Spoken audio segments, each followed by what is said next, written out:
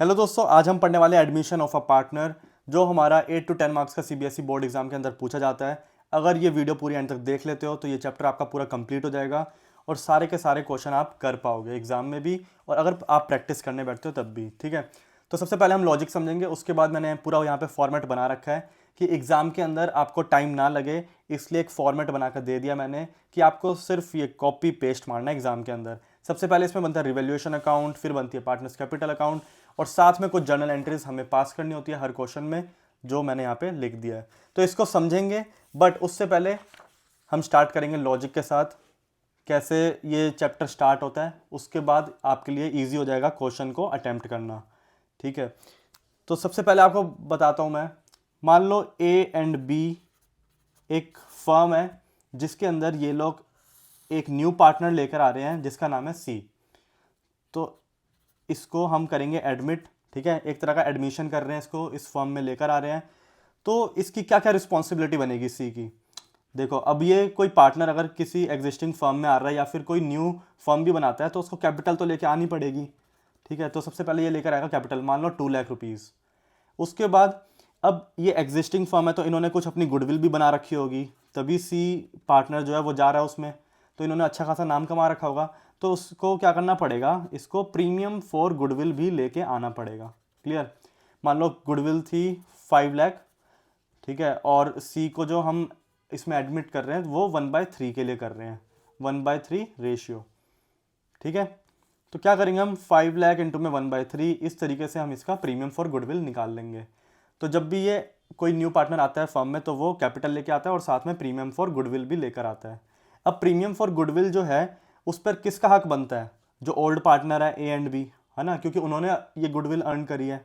तो इस प्रीमियम को हम क्या करेंगे, ए एंड बी में बांट देंगे, बट किस रेशियो में, सेक्रीफाइसिंग रेशियो में।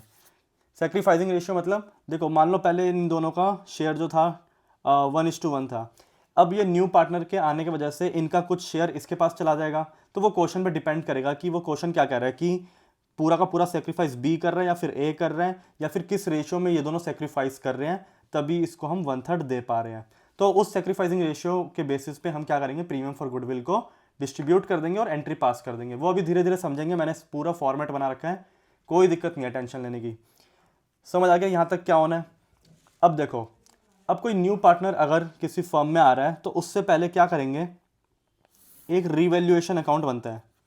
रिवैल्यूएशन अकाउंट क्यों बना रहे हैं, क्योंकि एक तरह की न्यू फर्म अब बनने जा रही है तीनों पार्टनर की, तो जितने भी पुराने एसेट या फिर लाइबिलिटी थी उनको हम रिवैल्यू करेंगे, देखेंगे कि आज उनकी मार्केट वैल्यू क्या है, उसके बेसिस पे हम रिवैल्यूएशन अकाउंट बनाएंगे और फिर प्रॉफिट लॉस निकालेंगे और फिर ओल्ड पार्टनर्स में ओल्ड रेशियो में डिस्ट्रीब्यूट कर देंगे। तो यहाँ पे रिवैल्यूएशन में 2 में क्या क्या आता है, अगर एसेट डिक्रीज हो रही है तो डेबिट हो जाएगी यहाँ पे, अगर लाइबिलिटी इंक्रीज हो रही है तो डेबिट हो जाएगी। और यहाँ पे क्या क्या आएगा, बाय एसेट अगर इंक्रीज हो रही है और लाइबिलिटी अगर डिक्रीज हो रही है तो क्रेडिट साइड। क्लियर, बस यही करना है। इसके बेसिस फिर हमें क्या करना है, प्रॉफिट और लॉस निकाल लेना है, और उन्हीं प्रॉफिट लॉस को हम क्या करेंगे, ओल्ड पार्टनर्स में ओल्ड रेशियो में डिस्ट्रीब्यूट कर देंगे। क्लियर। अगर यहाँ पे बैलेंस आएगा तो ये हो जाएगा हमारा प्रॉफिट जो हम पार्टनर्स में डिस्ट्रीब्यूट करेंगे, और यहाँ पे आएगा अगर बैलेंस तो ये लॉस हो जाएगा हमारा, ये भी हम ओल्ड पार्टनर्स में ओल्ड रेशियो में डिस्ट्रीब्यूट कर देंगे। क्लियर। इसके बाद हमारा इसमें क्या बनता है, पार्टनर्स कैपिटल अकाउंट। ठीक है, ये पूरा फॉर्मेट बना रखा है, बट यहाँ पे अगर आप समझ लोगे ना तो आपके लिए ईजी हो जाएगा आगे। सबसे पहले क्या करोगे, पार्टनर्स कैपिटल में बैलेंस शीट में जो भी बैलेंस दे रखा है उसको यहाँ पे ले आओ। तो ए और बी का बैलेंस होगा, सी का तो होगा नहीं क्योंकि सी तो न्यू पार्टनर है, तो बैलेंस शीट में तो एग्जिस्टिंग पार्टनर्स के ही कैपिटल होंगे, तो इन दोनों में हम डाल देंगे। उसके बाद क्या करेंगे, बैलेंस शीट में जितने भी रिजर्व है सारे रिजर्व को हम यहाँ पे डिस्ट्रीब्यूट कर देंगे ओल्ड पार्टनर्स में ओल्ड रेशियो में। क्लियर, क्योंकि जो भी अगर बैलेंस शीट में जितने भी रिजर्व होंगे, बैलेंस शीट में मान लो यहाँ पे रिजर्व दे रखा है, जनरल रिजर्व या फिर workman compensation reserve, investment fluctuation reserve, तो ये सारे के सारे रिजर्व जो है पार्टनर्स कैपिटल अकाउंट में डिस्ट्रीब्यूट कर देंगे ओल्ड पार्टनर्स में ओल्ड रेशियो में। क्लियर, मान लो यहाँ पे वर्कमैन कंपनसेशन रिजर्व है या फिर इन्वेस्टमेंट फ्लक्चुएशन रिजर्व, सिर्फ वो ओल्ड पार्टनर्स में डिस्ट्रीब्यूट हो जाएगा। अब मान लो रिवैल्यूएशन अकाउंट में प्रॉफिट आया था तो वो प्रॉफिट भी यहाँ पे हमारा डिस्ट्रीब्यूट हो जाएगा। ओल्ड पार्टनर्स में ओल्ड रेशियो में। तो अभी तक सी कैपिटल में कुछ भी अमाउंट नहीं आया, अगर लॉस आएगा तो इधर बढ़ जाएगा टू रिवैल्यूएशन, सॉरी इसको भी रिवैल्यूएशन ही लिख देना, ठीक है, और ओल्ड पार्टनर्स में हम डिस्ट्रीब्यूट कर देंगे। अब जो हमारा सी पार्टनर है वो कुछ कैपिटल लेकर आया है, तो बाय बैंक इन दोनों में कुछ नहीं आएगा, उतना अमाउंट आ जाएगा जो वो कैपिटल लेकर आया। तो इस हमारे बेसिस में देखोगे यहाँ पे तो 2 लाख लेकर आया, तो यहाँ पे 2 लाख लिख देंगे, क्लियर। उसके बाद हम देखेंगे अब वो प्रीमियम फॉर गुडविल लेकर जो आया है वो किस पार्टनर में बटी है, सेक्रीफाइसिंग रेशियो में बटेगी ओल्ड पार्टनर्स के अंदर, ठीक है। यहाँ पे हमारा क्रेडिट साइड पूरा यहाँ पे कंप्लीट हो गया। उसके बाद यहाँ पे हम देखेंगे, मान लो बैलेंस शीट में कोई लॉस दे रखा है या फिर एडवर्टीजमेंट सस्पेंस करके कुछ दे रखा है, तो वो सारा अमाउंट हमारा इस साइड डिस्ट्रीब्यूट हो जाएगा पार्टनर्स में, क्लियर। अगर कोई लॉस दे रखा है हमें तो ओल्ड पार्टनर्स में ओल्ड रेशियो में डिस्ट्रीब्यूट करेंगे। और फिर एक पॉइंट और आता है, मान लो ये जो प्रीमियम लेकर आया था वो ओल्ड पार्टनर्स के लिए, अगर ओल्ड पार्टनर्स ने उसको विड्रॉ कर लिया तो यहाँ पे टू बैंक आ जाएगा और उस जितना भी अमाउंट था वो यहाँ पे आ जाएगा।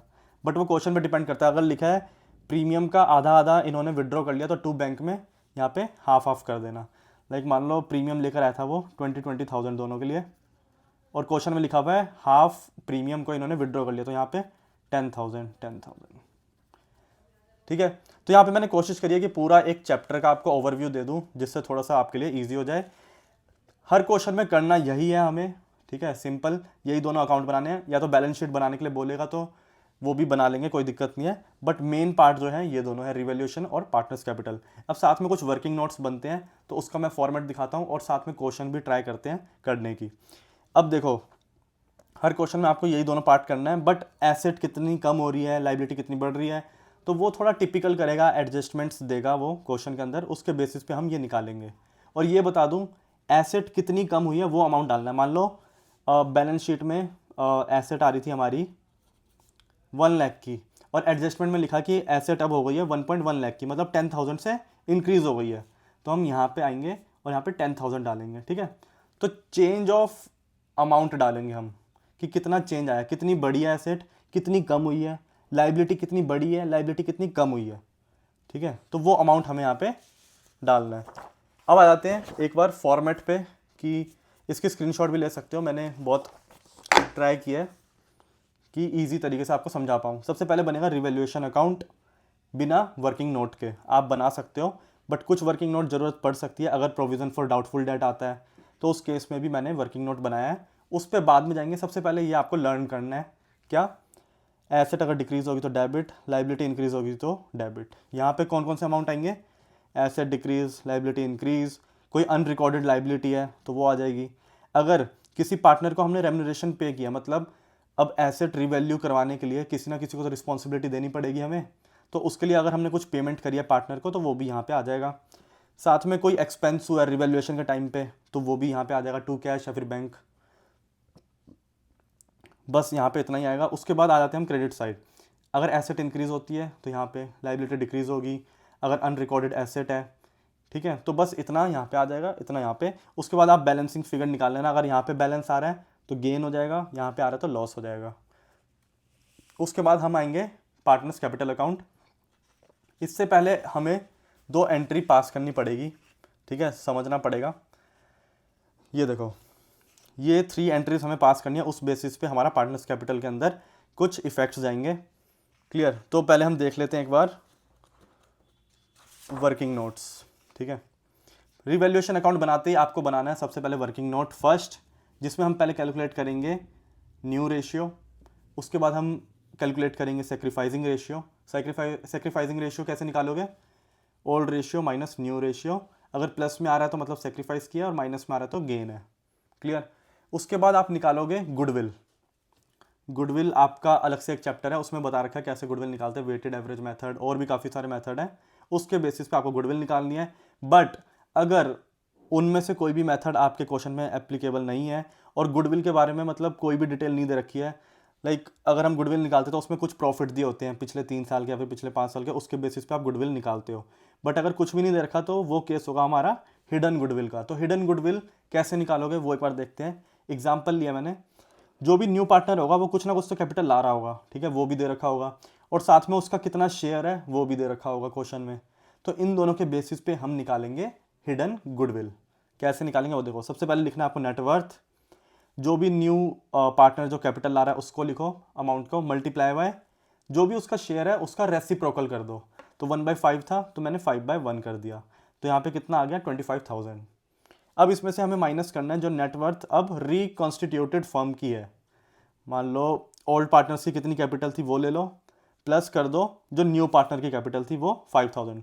तो इस केस में मान लो ए और बी पार्टनर थे ओल्ड, तो उनका एक का था 5,000 कैपिटल, एक का था 10,000, और न्यू पार्टनर का कितना है 5,000, तो यहाँ पे हमने 5,000 ले लिया। तो इन तीनों को टोटल करके यहाँ पे लिख दिया हमने 20,000।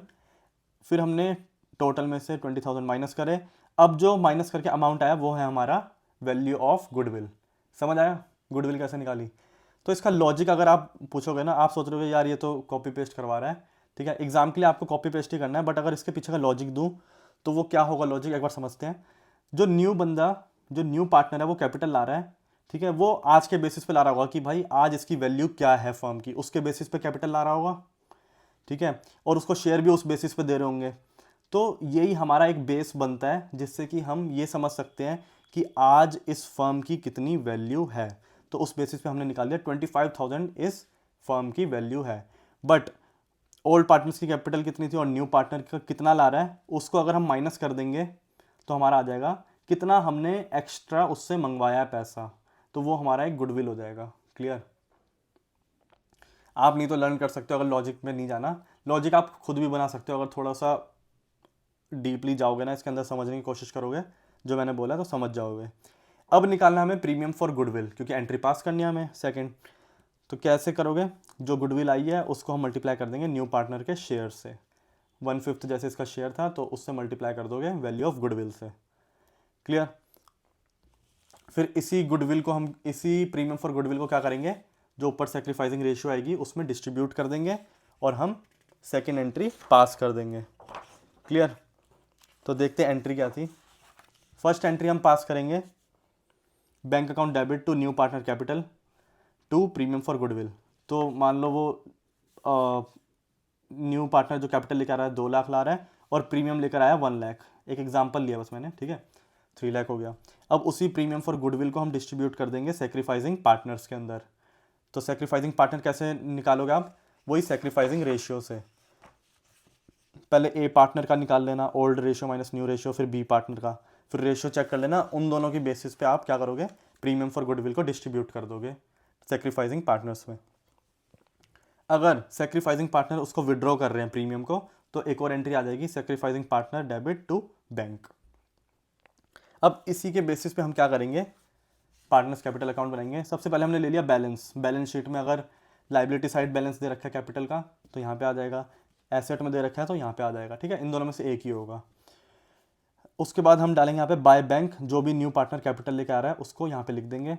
फिर बाय प्रीमियम फॉर गुडविल, कितना सेक्रीफाइसिंग पार्टनर में हमने डिस्ट्रीब्यूट किया है वो इन एंट्री के बेसिस पे निकाल लोगे आप, ठीक है। जैसे यहाँ पे न्यू कितनी कैपिटल ला रहा है वो 2 लाख, तो यहाँ पे 2 लाख लिख देना, ठीक है। अब 1 लाख लेकर आया प्रीमियम फॉर गुडविल, अब सेक्रीफाइसिंग रेशियो मान लो, रेशियो के बेसिस पे हमारा आया 60,000 एंड 40,000 ए और बी में, ठीक है। तो हम क्या करेंगे, यहाँ पे लिखेंगे 60,000 एंड 40,000। क्लियर? तो एंट्री के बेसिस पे ही हम कैपिटल अकाउंट में 2 एंट्री पास करेंगे। उसके बाद जो बाकी है उसको हम कैसे करेंगे, जितने भी रिजर्व पड़े हैं बैलेंस शीट में बताया था अभी मैंने, लाइबिलिटी साइड जितने भी रिजर्व होंगे सारे यहाँ पे आके डिस्ट्रीब्यूट हो जाएंगे पार्टनर्स कैपिटल अकाउंट में, चाहे जनरल रिजर्व हो, वर्कमैन कंपनसेशन, इन्वेस्टमेंट फ्लक्चुएशन। उसके बाद रिवैल्यूएशन में जो प्रॉफिट आया अगर तो यहाँ पे डिस्ट्रीब्यूट कर देंगे, अगर लॉस आया तो यहाँ पे ट्रांसफ़र कर देंगे, ठीक है। तो ये क्रेडिट साइड में इतना ही अमाउंट आएगा। उसके बाद डेबिट में क्या क्या आएगा पार्टनर्स कैपिटल में वो देख लेते हैं। अगर प्रीमियम कोई विड्रॉ किया तो वो आ जाएगा टू बैंक, रिवैल्यूएशन में अगर लॉस आया तो यहाँ पे ट्रांसफ़र हो जाएगा। अगर कोई बैलेंस शीट में एडवर्टीजमेंट सस्पेंस दे रखा है या फिर एग्जिस्टिंग कोई गुडविल है बैलेंस शीट के अंदर तो वो यहाँ पे आकर डिस्ट्रीब्यूट हो जाएगी ओल्ड पार्टनर्स में, ओल्ड रेशियो में। तो इस फॉर्मेट से एक चीज़ तो क्लियर है कि सी कैपिटल में कहीं पर भी अमाउंट नहीं आएगा एक्सेप्ट जो वो कैपिटल लेके आ रहा है। क्लियर? उसके बाद जब आप बैलेंस निकालोगे तब यहाँ पे आएगा आपका अगर यहाँ पे बैलेंस निकाल रहे हो तो इधर लिख देना, अगर बैलेंसिंग फिगर यहाँ आ रही है तो यहाँ पे लिख देना। क्लियर? तो इस तरीके से ये पूरा फॉर्मेट है, इसके आप स्क्रीनशॉट भी ले सकते हो। अब हम धीरे धीरे आगे चलेंगे कि और क्या चीज़ें इधर हमें चैलेंजेस आ सकते हैं। तो अभी तक हमने पढ़े 3 वर्किंग नोट पढ़ लिए, ठीक है। अब हम चलते हैं थोड़ा एक्स्ट्रा ऑर्डिनरी क्वेश्चंस जो हमसे पूछे जाते हैं एग्जाम के अंदर, ठीक है। अब हमने देखा रिवैल्यूएशन अकाउंट में एसेट डिक्रीज हो रही है, लाइबिलिटी इंक्रीज हो रही है तो डाल देंगे, बट कुछ पॉइंट्स है जहाँ पे आप फंस सकते हो, तो उन पॉइंट्स को मैं यहाँ पे वर्किंग नोट में लेकर आया हूँ जिससे कि आपको ईजी हो जाए क्वेश्चन सॉल्व करने में। सबसे पहले जहाँ पे बच्चा कंफ्यूज होता है बहुत ज़्यादा वो है प्रोविजन फॉर डाउटफुल डेट्स। अगर मान लो आप रिवैल्यूएशन अकाउंट बना रहे हो और क्वेश्चन में बैलेंस शीट में दे रखा है आपको, चलो एक जगह हम लिख लेते हैं इसको, हमें दे रखी है एक बैलेंस शीट, यहाँ पे डेटर भी दे रखा है क्वेश्चन में, साथ में प्रोविज़न फॉर डाउटफुल डेट भी दे रखा है, और एडजस्टमेंट में हमें दे दिया बैड डेट दे दिया, और साथ में हमें बोल दिया कि न्यू प्रोविज़न कितना होना चाहिए 5%। तो इस केस में क्या करेंगे यार, किस में से क्या माइनस करें, कैसे सॉल्व करें इस क्वेश्चन को। तो आपको कहीं दिमाग नहीं लगाना, बस ये जो फॉर्मेट है इसमें अमाउंट डाल देना जो जो मैं बोल रहा हूँ। चलो एक बार देख लेते हैं। सबसे पहले आपको क्या करना है, डेटर लेने हैं जो भी आपके बैलेंस शीट में है, ठीक है। मान लो 1 लाख है तो यहाँ पे 1 लाख डेटर ले लेना। फिर देखना एडजस्टमेंट में कितना बैड डेट दे रखा है, मान लो 10,000 दे रखा है, तो फिर यहाँ पे बैड डेट में 10,000 ले लेना, माइनस कर देना, ये आ जाएंगे हमारे न्यू डेटर्स। क्लियर? बस आपको अमाउंट डालना है, मैं ये फॉर्मेट बता रहा हूँ आपको, ये याद कर लेना format, debtor minus bad date, तो न्यू डेटर आ गए हमारे 90,000। अब क्या करोगे, न्यू प्रोविज़न बनाना है क्योंकि नीचे क्वेश्चन में लिखा हुआ है प्रोविज़न 5% का क्रिएट करना है। तो न्यू प्रोविज़न कैसे क्रिएट करोगे, न्यू डेटर्स जो आए हैं 90,000 इंटू में 5%, तो यहाँ पे आ जाएगा हमारा क्या 5% ऑफ 90,000, ठीक है। 4,500 आएगा शायद, न्यू प्रोविज़न आ गया 4,500। अब हम क्या करेंगे, अभी तक हमें कहीं नहीं रिवैल्यूएशन में नहीं गए, अभी हम सिर्फ वर्किंग नोट प्रिपेयर करें। क्या किया, debtor minus bad debt, new debtors आ गए, फिर न्यू प्रोविज़न क्रिएट कर लिया, न्यू डेटर्स इंटू में परसेंटेज जो भी हमें प्रोविज़न की दे रखी है। उसके बाद हम देखेंगे ओल्ड प्रोविज़न कितना था। ओल्ड प्रोविज़न मान लो यहाँ पे था हमारा 20,000 का, तो हम क्या करेंगे 20,000 में से जो भी बैड डेट दे रखा था हमें 10,000 का वो माइनस कर देंगे, तो कितना आ गया हमारा 10,000। तो मतलब ओल्ड प्रोविज़न 10,000 है और वो बोल रहा है न्यू प्रोविज़न कितना बनाना है 4,500, मतलब प्रोविज़न जो है रिड्यूस हो रहा है। समझ आ रहा है, ओल्ड प्रोविज़न कितना था 10,000, न्यू प्रोविज़न आ गया 4,500, मतलब प्रोविज़न जो है वो हमारा डिक्रीज हो रहा है। और प्रोविज़न क्या है, लाइबिलिटी, प्रोविज़न हमारा क्या है लाइबिलिटी। क्लियर? तो हम क्या करेंगे, जो डिफरेंस है 5,500 का डिक्रीज हो रहा है वो हम डाल देंगे रिवैल्यूएशन अकाउंट में। और लाइबिलिटी डिक्रीज होती है तो कहाँ पे जाता है, बताया था आपको, लाइबिलिटी डिक्रीज होगी तो बाय, यहाँ पे लिखेंगे provision for doubtful debt 5,500। Clear? तो यहाँ पे आई होप आपको समझ आ गया हो कि प्रोविज़न फॉर डाउटफुल डेट को कैसे हमें ट्रीट करना है। ये बस आपको फॉर्मेट याद करना है, debtor minus bad debt, new debtor आ जाएंगे, फिर न्यू प्रोविज़न क्रिएट कर लो, न्यू डेटर्स इनटू में परसेंटेज जो भी न्यू दे रखी है। उसके बाद ओल्ड प्रोविज़न में से पहले माइनस कर दो बैड डेट जो हमें क्वेश्चन में दे रखा है, फिर निकाल लो ओल्ड प्रोविज़न पूरा। उसके बेसिस पे फिर दोनों को कंपेयर करके देख लो इंक्रीज़ हो रहा है या फिर डिक्रीज़ हो रहा है। क्लियर? चलो अब आते हैं नेक्स्ट पॉइंट पे जहाँ पे बच्चा फंस सकता है। बाकी तो क्वेश्चन अभी एक बार देख लेंगे, ऊपर से समझ आ जाएगा कि कौन सी एडजस्टमेंट कैसे होगी। बाकी सिंपल होता है, वो बता रखा होता है क्वेश्चन में कि एसेट इतनी इंक्रीज़ हो रही है, इतनी डिक्रीज़ हो रही है, वो तो हम कॉपी पेस्ट मार देंगे रिवैल्यूएशन में। बट बच्चा यहाँ पे फंस जाता है प्रोविज़न में। और कहाँ फंस सकता है, वर्कमैन कंपनसेशन रिजर्व। मान लो बैलेंस शीट दे रखी है और वर्कमैन कंपनसेशन रिजर्व दे रखा है 20,000, और क्वेश्चन में अगर एडजस्टमेंट में कुछ भी नहीं बोल रखा तो हम क्या करेंगे, रिजर्व को डायरेक्टली हम बांट देंगे पार्टनर्स कैपिटल में, ओल्ड रेशियो में ओल्ड पार्टनर्स में, जैसे कि मैंने आपको यहाँ पे फॉर्मेट में बताया था। अगर हम फॉर्मेट भी देख लें यहाँ पे, वर्कमैन कंपनसेशन रिजर्व में ओल्ड पार्टनर्स में हम ये पूरा का पूरा डिस्ट्रीब्यूट कर देंगे ओल्ड रेशियो में। बट अब दिक्कत कहाँ पे आती है, वो तो सिंपल है, रिजर्व बांट देंगे।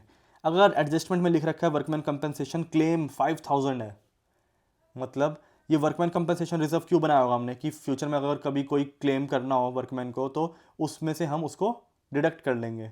तो अब हम क्या करेंगे, 20,000 का रिजर्व पूरा बटना चाहिए था पार्टनर्स में, बट अब पूरा नहीं बट पाएगा। क्यों? क्योंकि 5,000 हमारा चला गया क्लेम के अंदर। अब बचा कितना? 15,000। तो 15,000 हम बांट देंगे ओल्ड पार्टनर्स में ओल्ड रेशियो में। मान लो ए और बी है अगर, ठीक है, तब ये मत लिखना, सीधा 2A 2B और 15,000 मान लो दोनों की सेम रेशियो है तो 7,500 7,500 ओल्ड रेशियो में ओल्ड पार्टनर्स में डिस्ट्रीब्यूट कर दो जितना रिजर्व बचा है।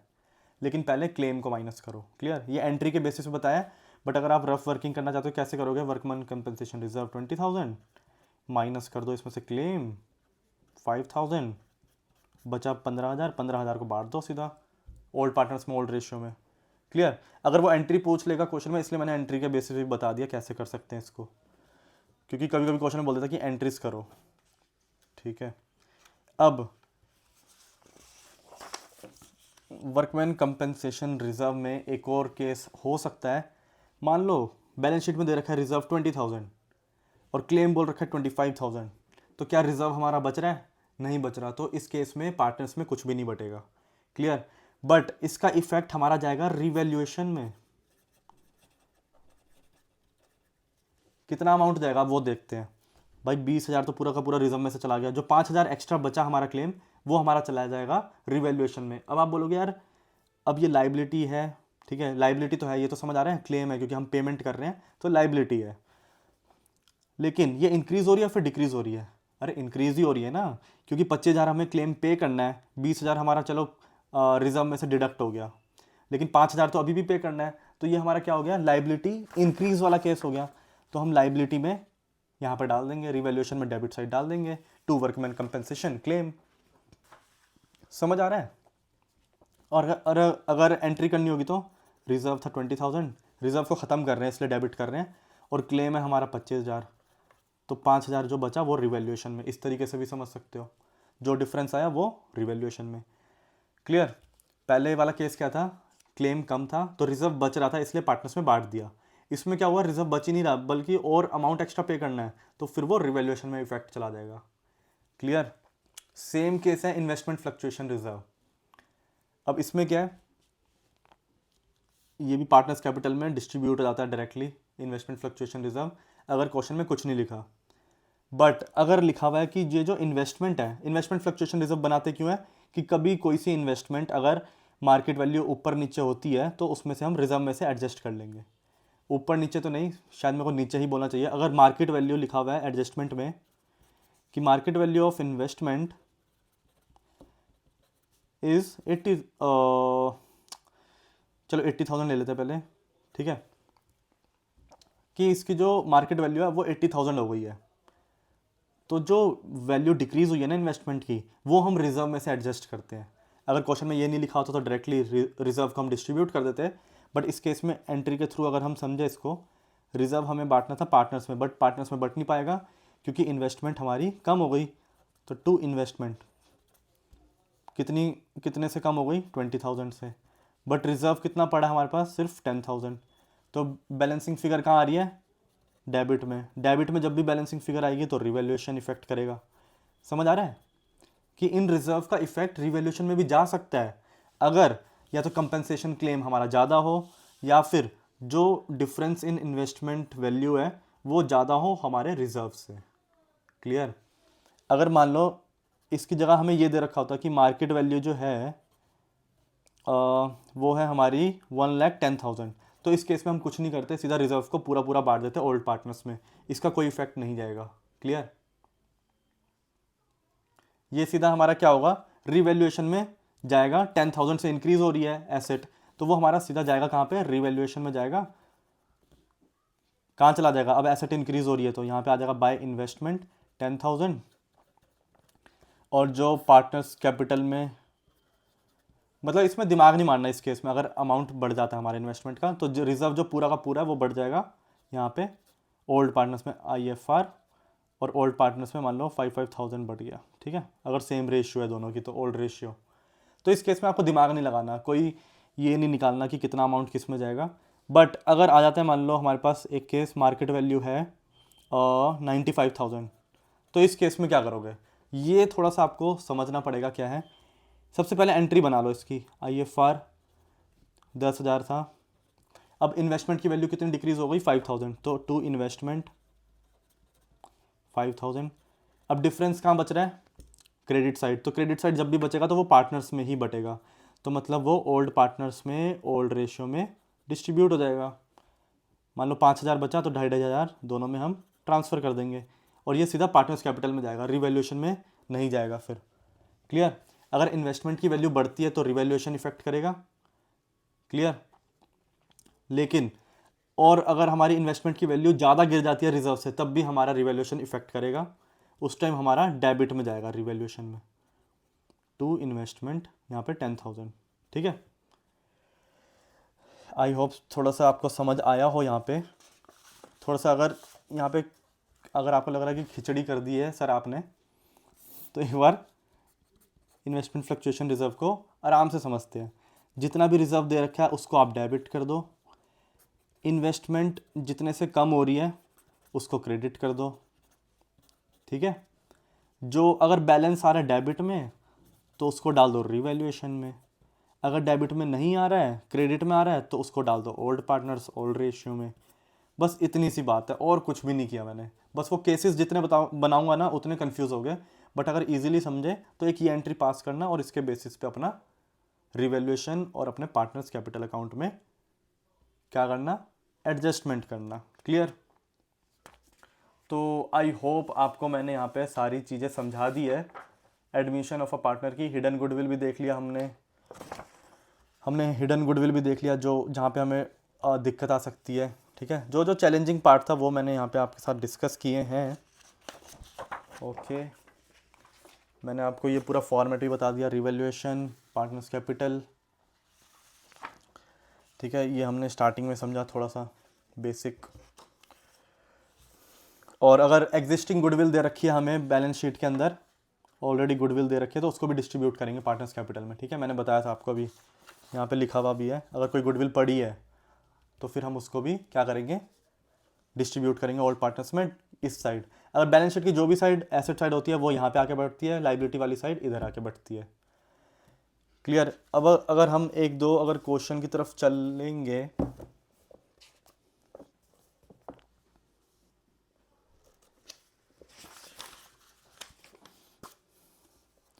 अब आप क्वेश्चन पे ना जा सकते हो, कोई दिक्कत है नहीं। देखो क्वेश्चन एकदम इजी होते हैं, सारे पार्ट इजी होंगे। लैंड एंड बिल्डिंग इंक्रीज हुई है 3000 से, इंक्रीज होगी तो क्या होगा, क्रेडिट साइड आ जाएगा रिवैल्यूएशन के। स्टॉक इंक्रीज हुआ है, ये भी क्रेडिट साइड आ जाएगा रिवैल्यूएशन के। Provision for doubtful debt increase हुआ है, प्रोविजन क्या होता है, लाइबिलिटी, लाइबिलिटी इंक्रीज अगर होती है तो किधर आती है, डेबिट साइड आती है रिवैल्यूएशन के। तो ये तीनों एडजस्टमेंट तो हमने ईजिली सॉल्व कर ली है ना। तो सारी एडजस्टमेंट मुश्किल नहीं होती, जो जो मैंने आपके साथ डिस्कस किया ना वो उसमें दिक्कत आती है सिर्फ। क्लियर। अब यहाँ पे क्या लिखा है, बिल ऑफ एक्सचेंज इतना था, was previously discounted with the banker, was dishonoured on इतना but no entry has been passed. क्या कह रहा है, एक हमें बिल रिसीवेबल मिला था जिसको हमने बैंक से इशू वो करवा लिया था, डिस्काउंट करवा लिया था, बट वो डिसऑनर हो गया, तो इसका रिवैल्यूएशन में कहीं पर भी कुछ नहीं जाएगा। क्लियर। तो दूसरा पार्ट क्या है, workman compensation reserve, liability against workman compensation reserve. तो ये हो गया वर्कमैन कंपेंसेशन क्लेम एक तरह का। तो ऊपर रिजर्व कितना है 15,000 और नीचे बोल रहा है क्लेम कितना है 20,000 का। तो भाई रिजर्व तो पूरा ख़त्म हो गया, तो पार्टनर्स में तो बटेगा ही नहीं।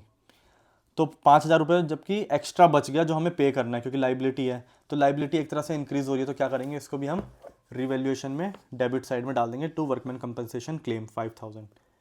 समझ आया। इस तरीके से आपको रिवैल्यूएशन बनाना है। रिवैल्यूएशन एक बार बन जाता है ना तो फिर बाकी चीज़ें ईजी हो जाती है। और अब आप प्रैक्टिस करना चाहते हो क्वेश्चंस की तो आप कर सकते हो, और कोई डाउट आता है मेरे को डायरेक्टली कांटेक्ट कर सकते हो, टेलीग्राम पे व्हाट्सएप पे पूछ सकते हो कोई भी डाउट। क्लियर। एडमिशन के रिगार्डिंग और भी मैंने बाकी वीडियोस बना रखी है, कैश फ्लो स्टेटमेंट आप देखोगे 2-2 लाख व्यूज़ आ रखी है उस पर, ठीक है। साथ में मैंने issue of shares, issue of debenture, सारे चैप्टर के मैं एक ऐसे रिवीजन पार्ट बना रहा हूँ जिसमें सारी चीज़ें कवर कर रहा हूँ, ठीक है। अगर आप ये वीडियोस देख लेते हो ना, आधे आधे घंटे की वीडियोस है, इसमें क्या होता है आपके सारे क्वेश्चन इजीली सॉल्व हो सकते हैं अगर आप ये वीडियोस देख रहे हो मेरी। तो इसमें से जो आपको क्वेश्चन देखने को मिलेंगे ना एग्ज़ाम के अंदर, वो एक मिलेगा आपको 6 मार्क्स का और एक 4 मार्क्स का मिल सकता है आपको एग्ज़ाम में। क्लियर? तो 6 मार्क्स का एक तो यही मिलेगा रिवैल्यूएशन पार्टनर्स कैपिटल। साथ में अगर बैलेंस शीट बोल देगा, बट वो बोलेगा नहीं, अगर बैलेंस शीट बोलता है तो आप एक बार बुक में से अपनी जो भी फॉलो कर रहे हो, ये टी एस अग्रवाल है तो उसमें से आप देख सकते हो कोई खास कुछ है नहीं। जैसे मान लो डेटर इतना है, तो अब डेटर कितना इंक्रीज़ हुआ डिक्रीज़ हुआ है वो अमाउंट इसमें ऐड माइनस करके न्यू बैलेंस शीट में कैरी फॉरवर्ड कर देना।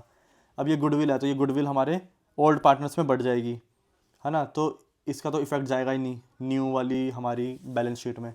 तो इस तरीके से क्वेश्चन को आपको सॉल्व करना है। साथ में अगर आप इसकी फ़ोटो लेना चाहते हो तो फ़ोटो ले लो एक बार, ठीक है। पहले रिवैल्यूएशन, फिर ये पार्टनर्स कैपिटल, पॉज कर करके लेते चलो, ठीक है। साथ में मैंने आपको क्या बताया, वर्किंग नोट्स सबसे इंपॉर्टेंट है इस चैप्टर में। वर्किंग नोट्स सबसे पहले हमने निकाला न्यू रेशियो, सेक्रीफाइसिंग रेशियो, उसके बाद गुडविल कैलकुलेट करी on the basis of the previous chapter जो आपका गुडविल पे है। अगर वो उस बेसिस पे नहीं निकाल पा रहे गुडविल और ये हिडन गुडविल का पार्ट है अगर, तो फिर इस तरीके से गुडविल निकलेगी, फिर प्रीमियम फॉर गुडविल निकलेगा। उसके बेसिस पे हम फिर ये 3 एंट्रीज पास करेंगे जो मैंने आपको बताया था। पता नहीं कहाँ चला गया, इसमें था शायद, ये रहा। ये 3 एंट्रीज आपको पास करनी है, ठीक है, हर क्वेश्चन में। ये शायद ना भी हो, अगर विड्रॉ करेंगे तभी ये वाली एंट्री आएगी, अदरवाइज नहीं आएगी। और ये किस बेसिस पे एंट्रीज मारी हमने, जो वर्किंग नोट बनाई है हमने 3, उसमें से निकाला हमने प्रीमियम फॉर गुडविल, फिर गुडविल को हमने डिस्ट्रीब्यूट किया सेक्रीफाइसिंग पार्टनर्स में, फिर उसमें से अगर विड्रॉ करते हैं तो उसमें से फिर टू बैंक हो जाएगा। क्लियर? और वर्किंग नोट मैंने आपको ये बताई दी। अब जो वर्किंग नोट हमारी बची है जो टिपिकल वाली है, वो मैंने बताया आपको provision for doubtful debt. Screenshot लेते चलो, ये फॉर्मेट याद करना है, debtor minus bad debt, new debtor का फिर प्रोविज़न बनाएंगे, फिर एग्जिस्टिंग प्रोविज़न देखेंगे बैड डेट माइनस करके, फिर दोनों कंपेयर करेंगे, इंक्रीज़ है या फिर डिक्रीज़, उसके बेसिस पे फिर हम रिवैल्यूएशन में डालेंगे। फिर हमने देखा वर्कमैन कंपनसेशन रिजर्व कि कैसे क्या होगा, अगर क्लेम ज़्यादा हुआ तो फिर रिवैल्यूएशन इफेक्ट करेगा, अगर कम हुआ तो सारा बचा हुआ रिजर्व हमारा पार्टनर्स कैपिटल अकाउंट में डिस्ट्रीब्यूट हो जाएगा। उसके बाद आए हम इन्वेस्टमेंट फ्लक्चुएशन रिजर्व, ये भी सेम वही कंसेप्ट है, अगर वो समझ आ गया तो ये भी समझ आ गया होगा। इसमें क्या बताया, अगर कुछ भी नहीं लिखा हुआ तो डायरेक्टली पूरा रिजर्व बांट दो, अगर इन्वेस्टमेंट कम हो रही है तभी हमारा रिजर्व में से एडजस्ट होगा, अगर बढ़ रही है तो रिजर्व में से कुछ एडजस्ट नहीं होगा, सारा का सारा रिजर्व पार्टनर्स में बटेगा, और जितनी अमाउंट से बढ़ रही है वो हमारा चला जाएगा रिवैल्यूएशन अकाउंट में क्रेडिट साइड। तो इस तरीके से आपको ये क्वेश्चंस करने हैं। कोई डाउट आता है आप मेरे को पूछ सकते हैं, कमेंट करके भी पूछ सकते हैं, और प्लीज़ बताना वीडियो कैसी लग रही है, तभी मैं और चैप्टर्स की ये वीडियो बनाऊंगा। तो आज की वीडियो में बस इतना ही, और कुछ अगर मुझसे मिस हुआ होगा तो मैं कमेंट में पिन कर दूंगा लिख कर कंसेप्ट को। तो आज की वीडियो में बस इतना ही, मिलेंगे नेक्स्ट वीडियो में नेक्स्ट कंटेंट के साथ। जब तक के लिए थैंक यू, सब्सक्राइब कर लेना चैनल को, दोस्तों के साथ ज़्यादा से ज़्यादा फैला दो, एग्ज़ाम बहुत पास है। Thank you.